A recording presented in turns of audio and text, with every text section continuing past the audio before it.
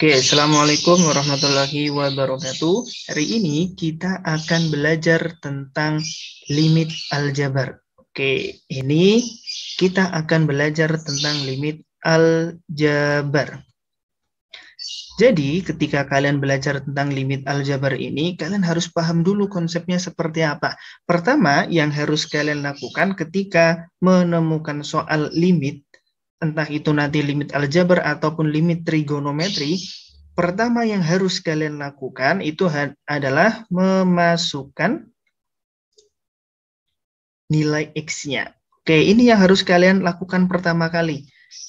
Harus masukkan dulu nilai X-nya atau disubstitusikan dulu nilai X-nya. Kemudian nanti ketika kalian memasukkan nilai X, ada beberapa kemungkinan yang bisa terjadi. Bisa jadi nanti hasilnya adalah A per B, kemudian bisa jadi juga nanti hasilnya itu A per 0, seperti ini ya. Bisa jadi juga hasilnya itu 0 per A, atau yang terakhir bisa jadi nanti hasilnya itu adalah 0 per 0. Coba kita analisis terlebih dahulu. Untuk yang pertama, atasnya angka, bawahnya angka. Ini nggak ada masalah seperti itu. Hasilnya langsung muncul sebuah angka. Kemudian, kalau kasus yang kedua ketika atasnya angka, bawahnya 0. Ini diperbolehkan hanya dalam limit. Atas angka, bawah 0. Nanti hasilnya itu tak hingga atau negatif, tak hingga, bergantung nanti yang atas positif atau negatif gitu ya. Terus kalau yang bawah, atasnya 0, bawahnya ini 0. Ya udah, ini juga langsung selesai. Hasilnya berapa? 0. Ini sudah selesai, yang ini juga sudah selesai. Yang berikutnya, kalau kasus yang keempat nih, atasnya 0, bawahnya 0, ini yang nggak boleh. Ketika menemukan kasus yang seperti ini, atas 0, bawah 0, ada 3 cara. Yang pertama, bisa kalian faktorkan, kalau soalnya itu bisa difaktorkan. Kemudian, yang kedua, nanti bisa kalian rasionalkan. Untuk merasionalkan ini, ciri-cirinya dia memuat sebuah akar. Atau yang terakhir, bisa kalian turunkan. Ini alternatif terakhir ya. Tapi nanti yang akan kita bahas itu cara pertama dan cara yang kedua. Untuk cara yang ketiga menggunakan turunan nanti kita bahas di lain kesempatan. Oke, langsung saja tanpa basa-basi kita langsung ke contohnya. Contoh yang pertama. Misalkan ada limit X mendekati 2. Atasnya misal X plus 2 dibagi dengan 2X minus 1. Ingat, kalau ketemu soal limit, apa tadi yang harus kalian lakukan pertama kali? Masukkan nilai X-nya. Di sini kan X-nya mendekati 2, berarti harus kita substitusikan X-nya sama dengan 2. Yuk, kita gantikan X-nya dia sama dengan 2. Berarti atasnya 2 ditambah 2, kemudian dibagi dengan 2 kali 2 dikurangin 1. Sehingga yang atas hasilnya ini 4, yang bawah 4 kurangin 1, 3. Ini udah selesai, nggak ada masalah. Karena atasnya angka, bawahnya juga angka. Kemudian contoh yang kedua. Limit X mendekati 1, atasnya itu X kuadrat min 1, kemudian yang bawah 2X ditambah dengan 1. Sama dengan soal yang sebelumnya, substitusikan dulu nilai X-nya. Di sini kan X-nya sama dengan 1, berarti coba kita substitusikan. 1 dikuadratkan itu 1, dikurangin 1, kemudian dibagi dengan 2 kali 1, ditambah dengan 1. Atasnya itu nilainya 0, yang bawah 2 tambah 1, 3. Berapa nih hasilnya? Udah langsung selesai, nggak ada masalah ya. Nah, sekarang coba kita masuk ke contoh yang berikutnya. Contoh yang ketiga. Misalkan ada limit X mendekati 4, kemudian ini atasnya 2X minus 8, kemudian dia dibagi dengan 16 dikurangi dengan 4X. Oke, coba kita tes dulu nih hasilnya berapa. Yang atas X-nya kita gantikan dengan 4. Berarti 2 kali 4 itu 8, dikurangin 8. Yang bawah 16 dikurangin 4 kali 4, 16. Ternyata hasilnya 0/0. Itu ya. Berarti kalau kasusnya dia seperti ini bisa kita faktorkan atau dirasionalkan. Sekarang coba kita perhatikan untuk bagian yang atas. Itu kan limit X mendekati 4. Ini ada 2.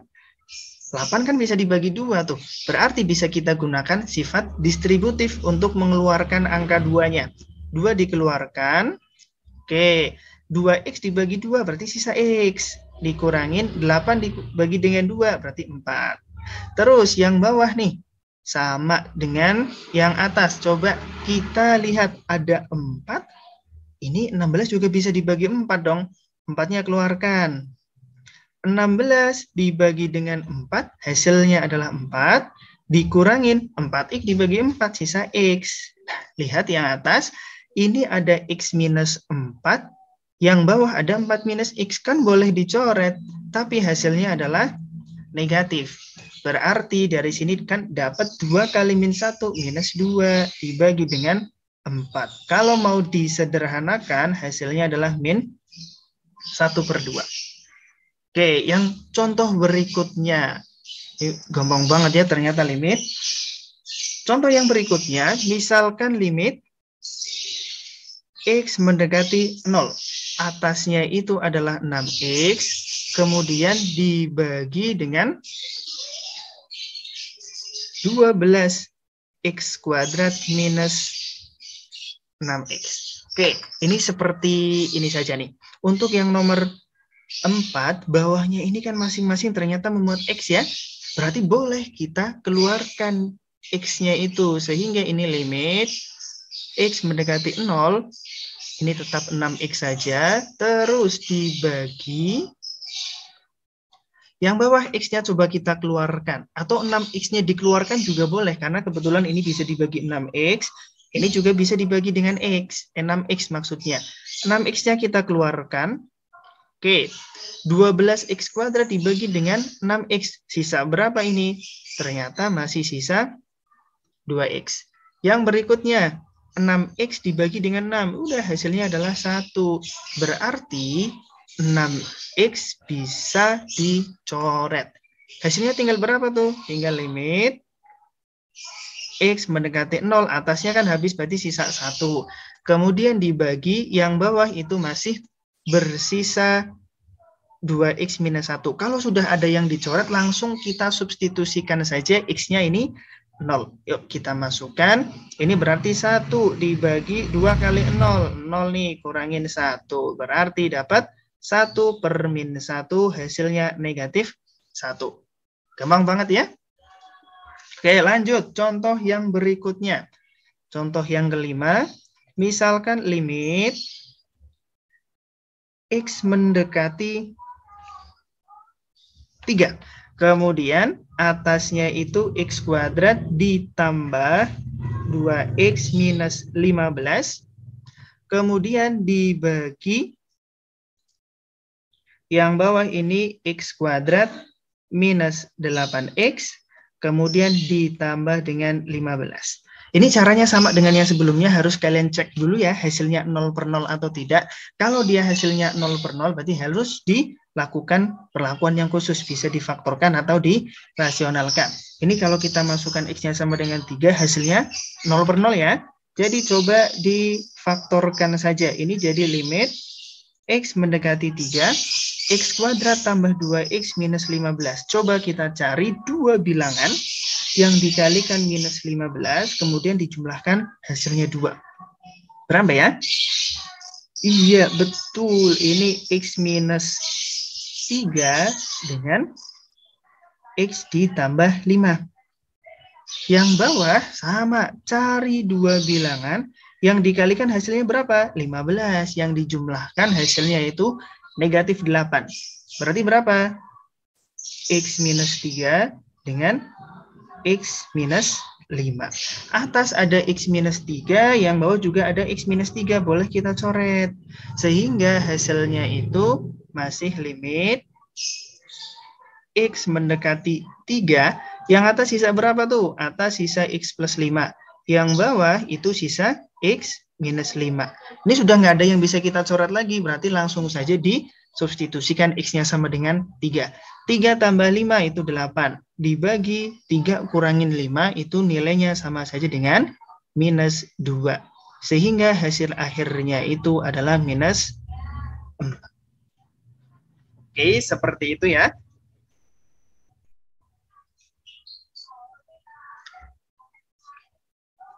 Contoh yang berikutnya. Contoh yang berikutnya, itu kalau ada soal bentuknya seperti ini.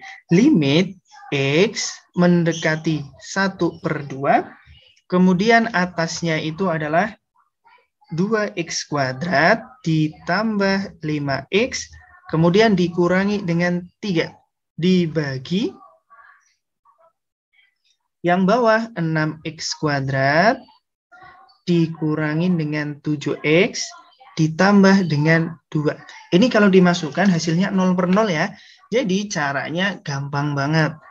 Difaktorkan saja. Tapi aslinya kalau menggunakan turunan lebih cepat. Tapi kita bahas menggunakan pemfaktoran dulu. Bagaimana cara memfaktorkan apabila koefisien X kuadratnya itu tidak sama dengan 1? Gampang ya, ini saya tuliskan dulu di sini. 2X kuadrat ditambah 5X minus 3. Coba kita faktorkan. Bagaimana cara memfaktorkannya? Sementara 2 kalikan dulu dengan minus 3-nya. Jadi X kuadrat tambah 5X minus 3 kali 2, 6. Berarti cari 2 bilangan yang dikalikan minus 6 dijumlahkan 5. Berapa itu? X minus 1, kemudian X plus 6. Tapi ingat, tadi kan koefisien kuadratnya itu sama dengan 2. Berarti semuanya harus dibagi dengan 2. Ini bagi dengan 2. Oke ya. 1 kan nggak bisa dibagi 2, berarti 2-nya pindah ke sisinya X. Berarti ini 2X minus 1. Dikalikan 6 bagi 2 kan bisa. Berarti ini jadi X plus 3. Itu ya cara memfaktorkannya yang atas. Kemudian yang bawah. 6X kuadrat minus 7X ditambah dengan 2. Caranya sama ya. Tinggal 6-nya kita kalikan dulu dengan 2. Jadi X kuadrat minus 7X ditambah dengan 12. Sekarang cari 2 bilangan yang dikalikan 12 dijumlahkan hasilnya minus 7.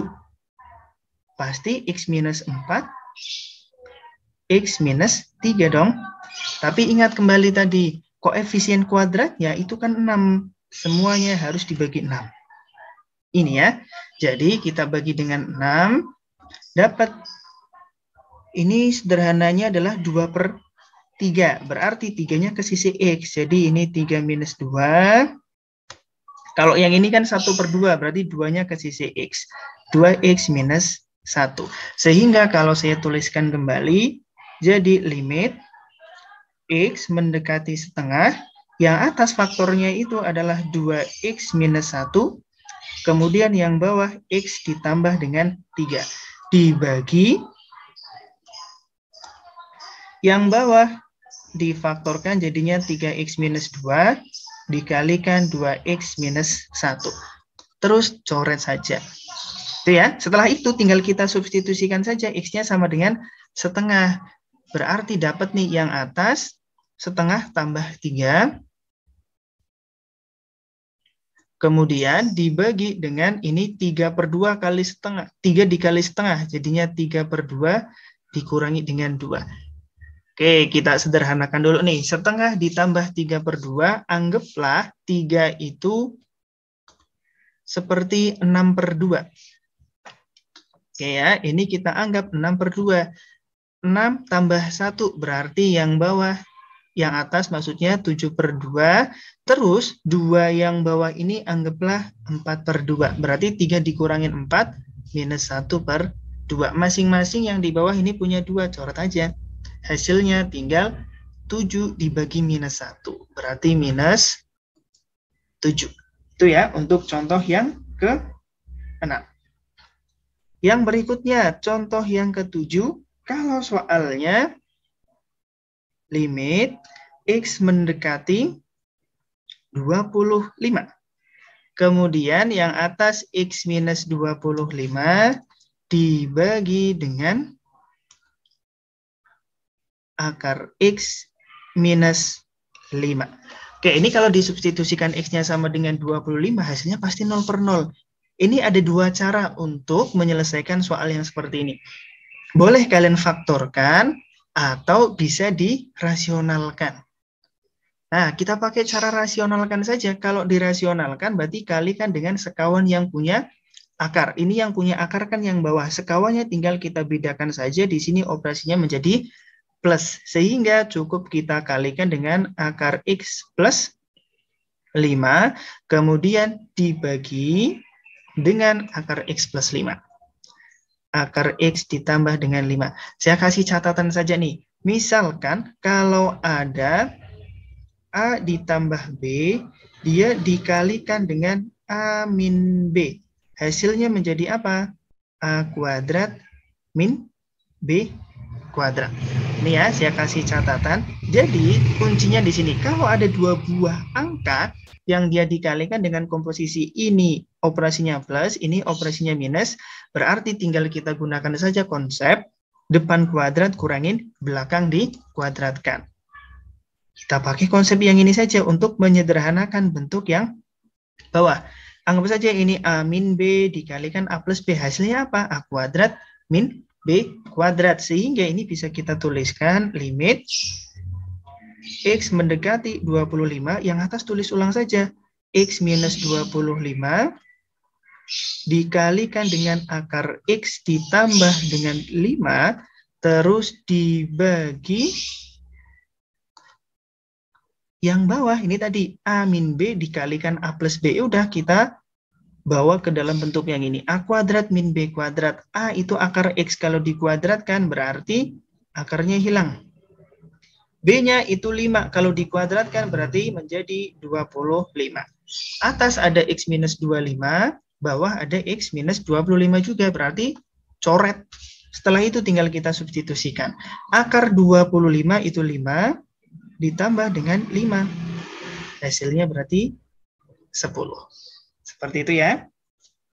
Kemudian, satu soal lagi nih. Misal limit X mendekati 7, yang atas adalah X kuadrat minus 8X ditambah dengan 7, kemudian dibagi dengan akar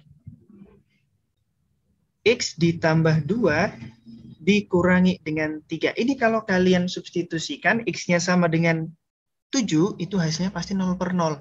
Berarti bagaimana caranya? Sama dengan soal yang nomor 7 ya. Harus dirasionalkan. Kalikan dengan sekawan yang punya akar. Berarti kalikan sekawan yang bawah saja. Yaitu akar X plus 2 ini menjadi plus 3. Yang bawah juga sama. Kalikan dengan akar X plus 2 ditambah dengan 3. Yang atas, ini kan X kuadrat minus 8X ditambah dengan 7 bisa kita faktorkan menjadi apa? Limit X mendekati 7, cari dua bilangan yang dikalikan 7 dijumlahkan minus 8. Udah pasti X minus 1 dengan X minus 7 dong. Yang satunya lagi tinggal kita tulis ulang. Dikalikan dengan akar X plus 2 tambah dengan 3. Kemudian yang bawah, caranya kita gunakan konsep yang saya kotakin merah itu. Berarti tinggal ini kita kuadratkan, akarnya hilang. X tambah 2, kemudian dikurangi yang ini kita kuadratkan. 3 kalau dikuadratkan jadi 9. Berarti yang bawah itu bisa disederhanakan menjadi X minus 7 dong. Ini bisa dicoret dengan yang bawah. Baru setelah dicoret, substitusikan X-nya sama dengan 7. Coba kita substitusikan. 7 dikurangin 1. Kemudian dikali dengan akar 7 ditambah 2. Itu 9 tambah 3. Nah, ini jadinya 6 dikalikan. Akar 9 itu kan 3 tambah 3, 6. Selesai. Hasilnya adalah 36. Itu ya untuk yang hari ini, semoga bermanfaat. Semangat belajar limitnya. Oke, sekian dari saya. Assalamualaikum warahmatullahi wabarakatuh.